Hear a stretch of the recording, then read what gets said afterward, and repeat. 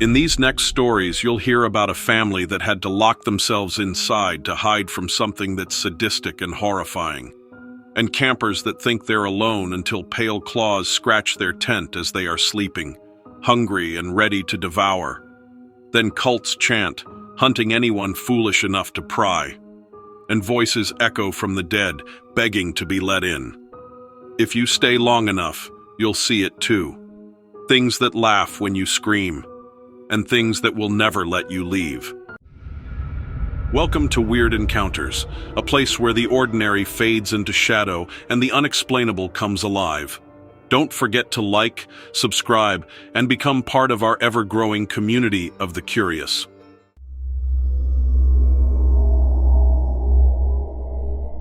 In the wilderness of Yellowstone, one family's summer trip turned into a nightmare. A camper, a stormless night, and something that may not have been of this world.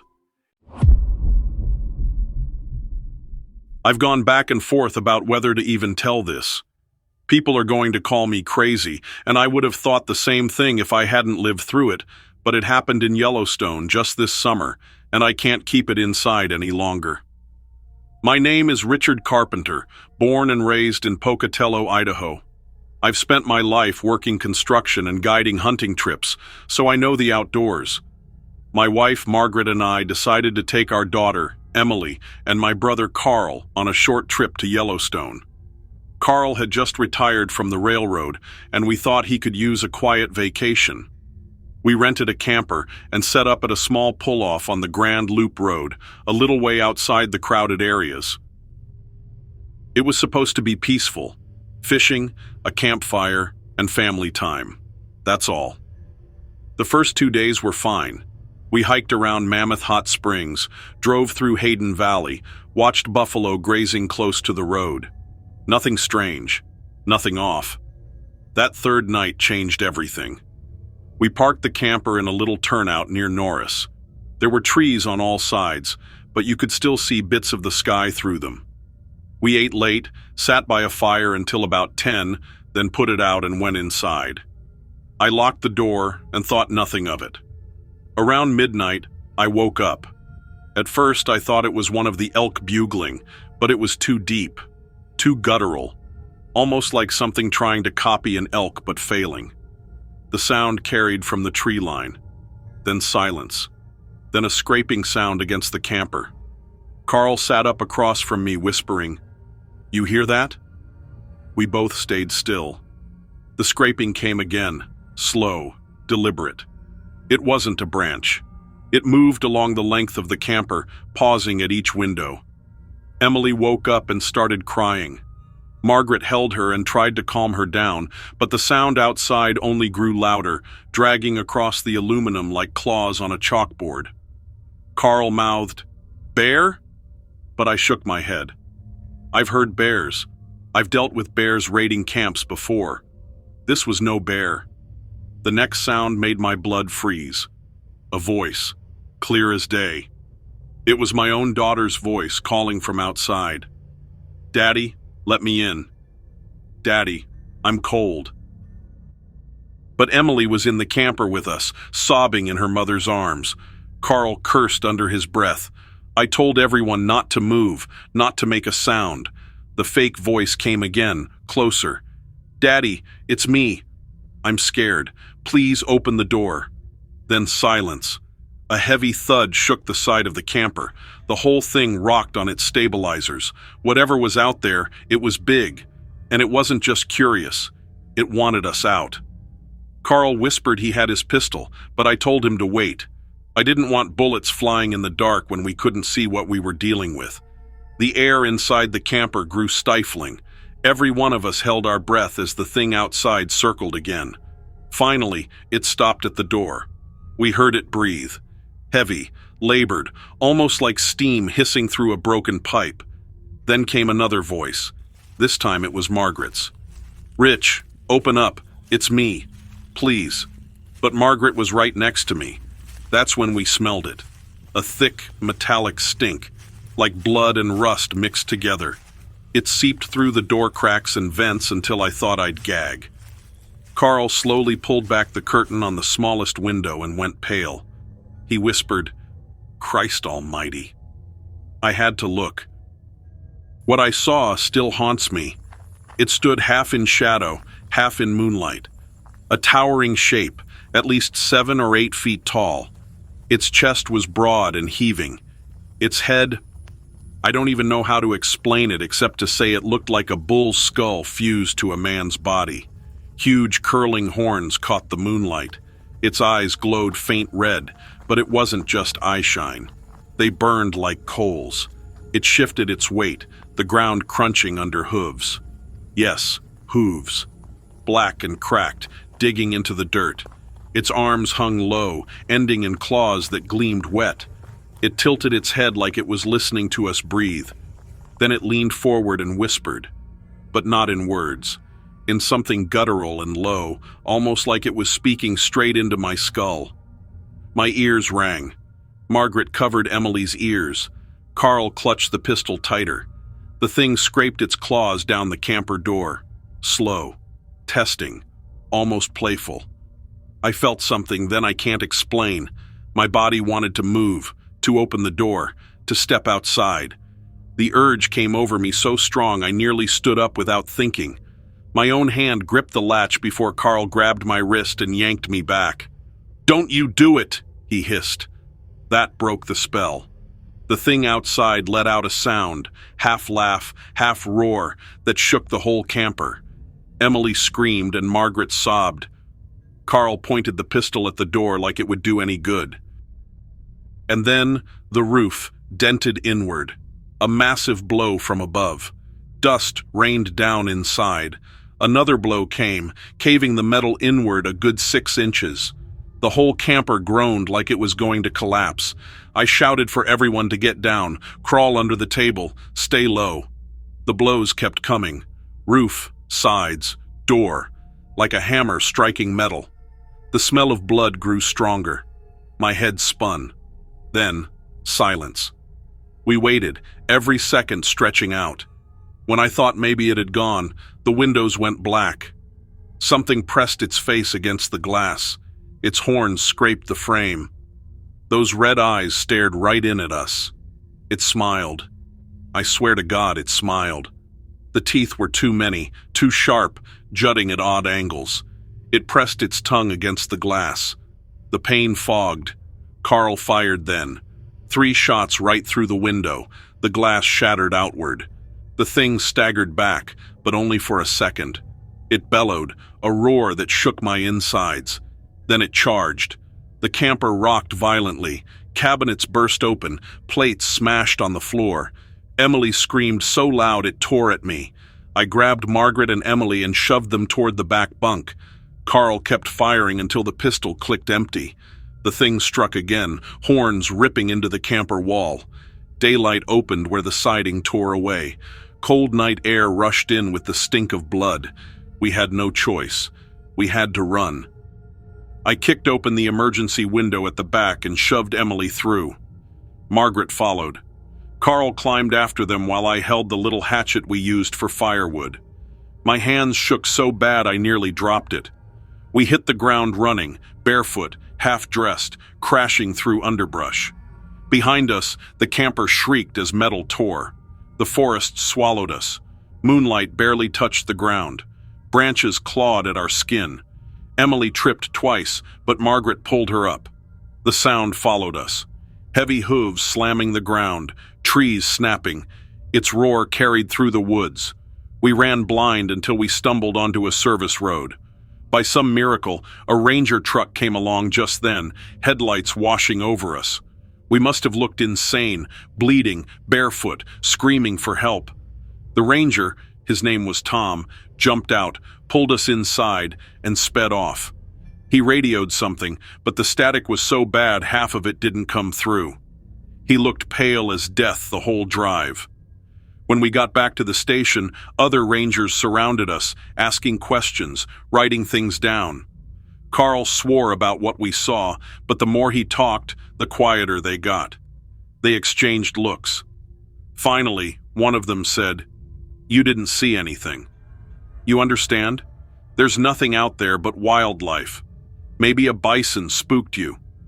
Carl got angry, shouting it wasn't a bison, it wasn't anything natural. They threatened to call federal agents if we didn't calm down. That's when I knew. They've seen it before. The next day, they had us escorted out of the park. They wouldn't let us go back for the camper. No explanation. Just said insurance would handle it. We left shaken, broken. Emily still wakes up screaming. Carl barely talks anymore. Margaret won't even discuss it. But I can't stay quiet. Something unnatural walks those woods at night. Something older than any story we've ever told. It's not a myth. It's not a ghost story. I saw it with my own eyes, and I know it's still there.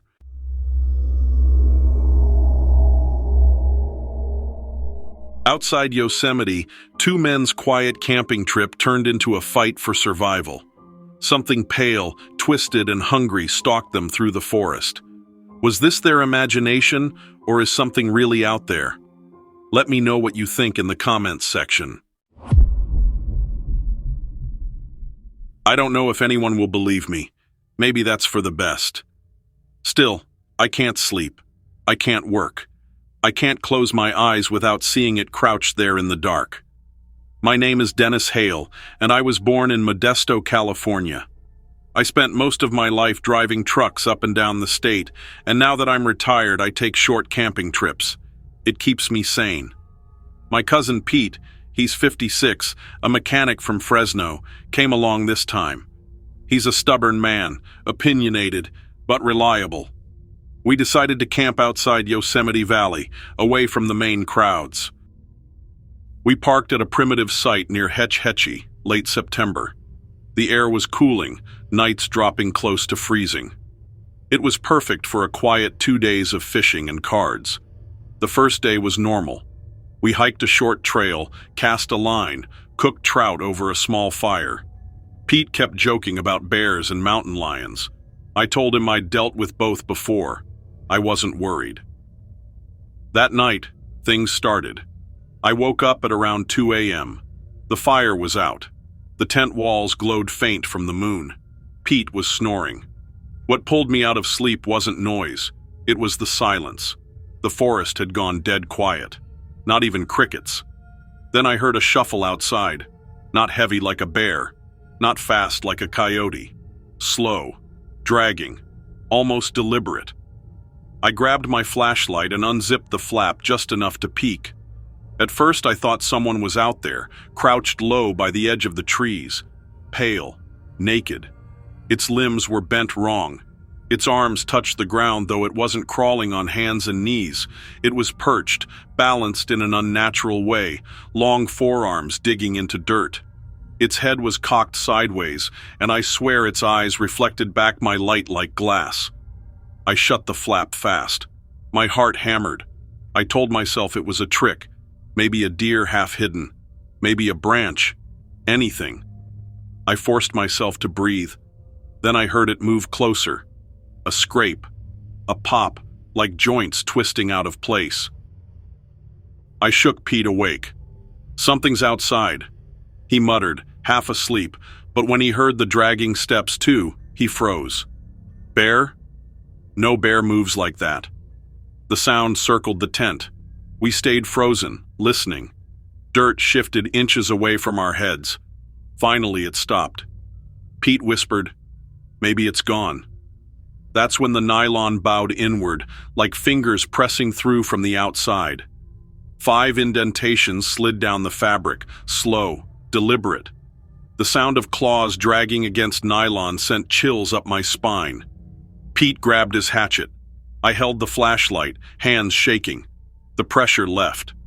We waited until the night dragged on. Neither of us slept. In the morning, we found marks in the dirt. Not footprints, not paw prints. Long gouges where something had braced itself, like elbows and knees digging deep, claw tips scoring the soil. Pete wanted to pack up and leave. I almost agreed, but I said maybe it was some sick animal. If we just kept the fire high tonight, it would leave us alone. That was my mistake. The second night was worse. We sat by the fire late. Pete refused to go in the tent. Around midnight, the sounds began again.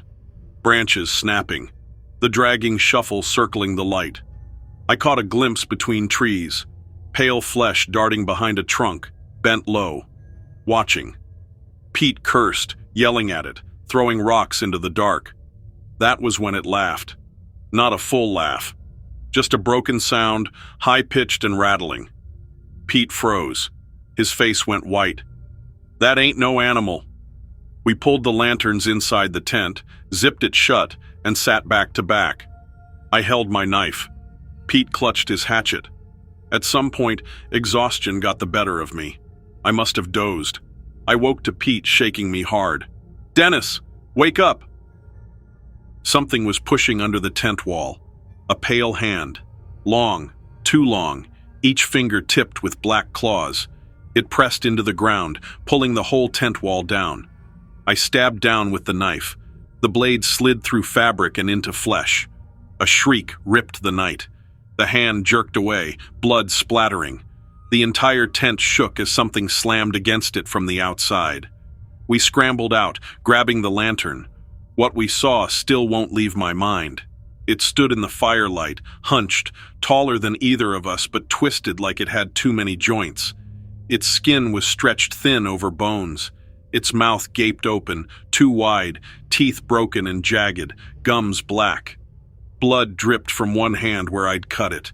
It screeched, not like any sound I've heard from an animal. It rattled, like air forced through a cracked pipe. Then it lunged. We bolted into the trees. Branches tore at our arms. Pete tripped on a root, went down hard, and the thing almost caught him. I yanked him up and we ran blindly. We came to a granite outcrop. The only way was up. We climbed, fingers bleeding, boots slipping. The thing followed, clawing at the rock face like it had no limit to its reach. I kicked loose stones down on it. Pete swung the hatchet, striking one hand that clawed up toward him. The shriek rattled the night again. Finally, it dropped back, circling below. We stayed on that rock all night, shaking, lantern light flickering. It paced in and out of view. Every so often it slammed itself against the granite, trying to reach us. At dawn, it was gone. We climbed down, grabbed what little we could from camp, and hiked the road until a ranger found us. We told him something attacked us. He frowned, said a mountain lion had probably spooked us. Pete showed him the blood-stained hatchet. The ranger refused to take it. He just said, "Don't camp off designated sites again." They know. They've seen it. They just don't want it talked about. Pete won't even discuss it now. He left the hatchet in the garage and refuses to look at it. I see it in every shadow, and I hear that rattling breath when I close my eyes.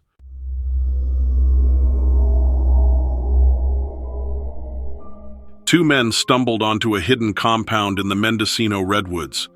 The rituals they saw weren't just strange. They sparked an all-night hunt through the forest. He swears the cult is real, and what they encountered that night will haunt them forever. My name is Alan Green. I'm 47, born in Eureka, California. I work for Caltrans as part of a maintenance crew, mostly patching roads and clearing storm damage in Humboldt and Mendocino counties. I've spent my whole life around the redwoods. They're beautiful, towering, older than time.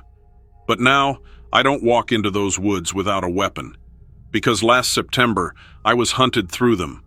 I'm telling this because the police report vanished. My friend won't talk about it. And the only people who know what we saw are me, him, and the cult that almost killed us. It started as a simple job. My crew got a tip from a forestry contact about an illegal dump site somewhere north of Camchi, deep in Mendocino National Forest. Old vehicles, chemical drums, the works. They wanted me to take a look, mark GPS, and send photos so the county could plan removal. My buddy for the day was Jason Rowe, 29, a new hire from Ukiah. He was green but eager, always asking questions. We parked the truck on a narrow service spur and hiked in. The fog was thick under the redwoods, curling low around the ferns. No sound except the drip of water from branches. About 2 miles in, we found more than garbage. Through the trees, I saw firelight flicker. Jason pointed, eyes wide. We crept closer, keeping low. A clearing opened, and at the center stood a half-collapsed wooden lodge. Around it burned torches jammed into the ground, and around those torches were people, dozens of them. They wore crude robes stitched from burlap, hoods covering their heads, faces painted with streaks of black ash.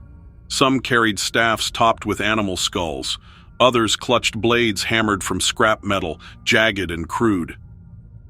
At the front, a tall man in a crimson robe raised his arms, chanting in a deep, rhythmic tone. The others answered him, voices rising in a harsh chorus. "Bind the blood, feed the roots. Bind the blood, feed the roots." In the center of their circle was a bound man on his knees, gagged, head bowed. Jason gasped. I yanked him down before anyone noticed. My stomach dropped. This wasn't a dump site. This was a cult compound, alive and well. We should have backed out right then. But Jason tried to snap a photo on his phone. The flash went off. Every head turned. The chanting stopped. For a moment, the clearing was silent. Then the tall man roared, pointing straight at us. Dozens of cultists surged into the woods. We ran. Branches whipped our faces. Roots snagged our boots. Behind us came the sound of pursuit. Feet pounding earth, voices chanting, shrieks of rage. I could tell they were close. We zigzagged through the redwoods and my lungs burning, but they tracked us like hounds. Every time we slowed, we'd hear their cries closing in. Feed the roots, feed the roots, die with the rest. The night became a blur of terror. We stumbled into a ravine, slid down mud, scrambled up the other side. Figures appeared on the ridge with torches, silhouettes swaying. They howled, chanting, some striking the trees with their staffs. The sound echoed like war drums. It was terrifying. At one point, Jason twisted his ankle. I dragged him behind a fallen redwood, hearts hammering as the cult swarmed past within feet of us. I smelled them. Sweat, smoke, blood. Some carried what looked like human bones on strings around their necks. One woman had her face smeared with dried blood, mouth grinning wide as she whispered the chant over and over. Bind the blood and feed the roots. Feed the Lord with their souls. Hours passed like that. We'd hide, move, hide again. Each time they found our trail. Once, I heard them laughing, children's laughter, though I never saw kids among them. Near midnight, fog rolled so thick we could barely see our hands. The cult used it to their advantage, voices circling us in the white haze. Some cried like babies, others shrieked like animals. It was all a game to them, to terrify us before the kill. At one point, we broke into another clearing. The ground was blackened, covered in ash. At the center was a pit, filled with charred bones. Skulls stared up through the soot. Jason whispered, "They burn them here." That was when the torches appeared around us. Dozens, closing in from every side. We were trapped. I yanked Jason toward a narrow animal path. We dove through brush as the cult closed, branches tearing our arms. Behind us came screams of fury. Something heavy flew past my ear, a hatchet, hurled, burying itself in a tree. We ran until my legs gave out. Finally, near dawn, we saw a faint glow through the trees. The road, our truck. It sat in the fog like salvation. We piled in, slammed the doors, gunned the engine. As we roared off, figures burst from the tree line behind us, robes flapping, blades glinting. They chased until the road curved and we left them in the dust. We didn't stop until we hit Ukiah. At the police station, we stumbled in, filthy, shaking, begging to file a report. The officer at the front desk looked up. My blood froze. It was one of them. His hair was slicked back now, uniform crisp, but I recognized the eyes. The same eyes I saw above the torchlight. Jason didn't notice. He was babbling our story, desperate. But then another officer came from the back. Him too. A face I'd seen in the clearing. I grabbed Jason's arm, pulled him out. "We can't stay."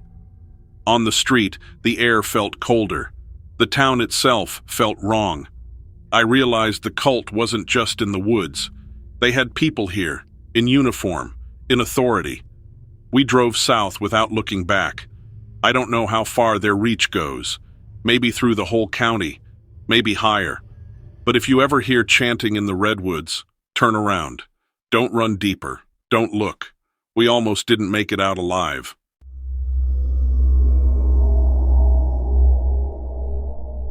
In this next story, listen to what happened during fire watch duty deep in the Shasta Trinity wilderness.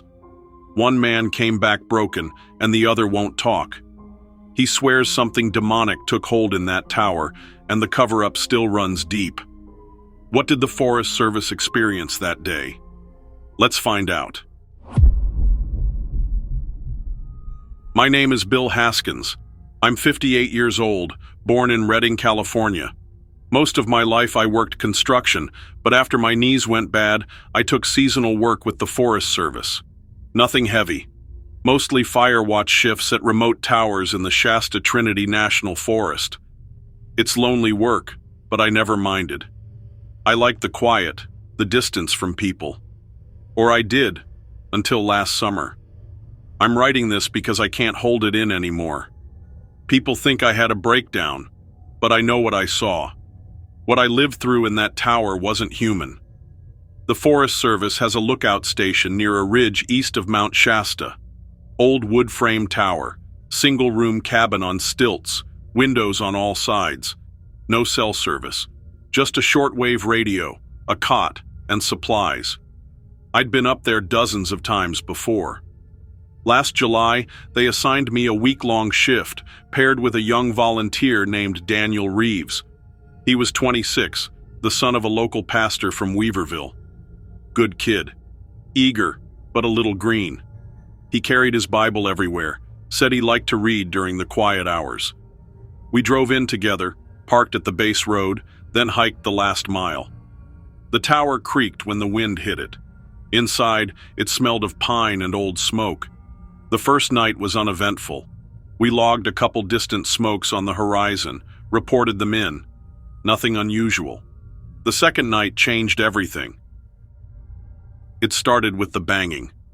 Around midnight, while we were both trying to sleep, the tower shuddered. A loud, hollow thud against the walls, like someone swinging a log. I grabbed the lantern, looked outside. Nothing. Just trees swaying in the dark. Then it came again. 3 bangs, in rhythm. Daniel sat up, clutching his Bible. "You hear that?" I nodded, trying to sound calm. Wind, maybe. But the air was still. No wind at all. The banging stopped.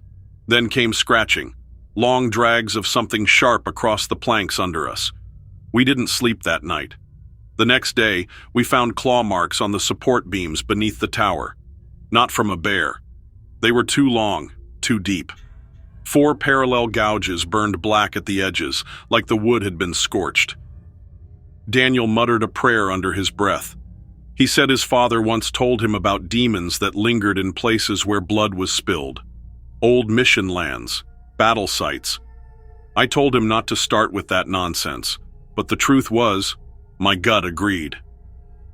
That evening, the radio died. Brand new batteries, but nothing but static. By nightfall, the banging was back. This time, it wasn't outside. It came from inside the tower, from the floorboards beneath our cots. We both jumped up, lanterns swinging shadows across the walls. The boards bulged upward, then stilled. Daniel dropped to his knees, praying louder now. I told him to stop, that he was spooking himself. Then the voices started. They came from outside the windows, clear as day. My ex-wife's voice called my name. "Bill, come down." Please, I froze. She's been dead 5 years. Daniel turned white as a sheet. He heard his father's voice calling for help. Same tone, same words, repeating. It wasn't real. We both knew it. But hearing it in that still forest made my blood run cold. We barricaded the hatch with the table, sat back to back with lanterns burning low. Sometime after midnight, Daniel started shaking. His lips moved fast, whispering verses. His skin looked pale, almost gray. I grabbed his shoulder. "Kid, breathe. It's just fear." But when he looked at me, his eyes weren't right. Pupils blown wide, sclera shot through with black veins. He opened his mouth and spoke, but it wasn't his voice. It was mine. Word for word, the same way I'd spoken to him hours earlier. My tone, my words. I shoved him back, heart pounding. He collapsed, convulsing on the floor. Then he went limp. The tower shook, hard. Supplies crashed from the shelves. The lantern shattered, plunging us into darkness.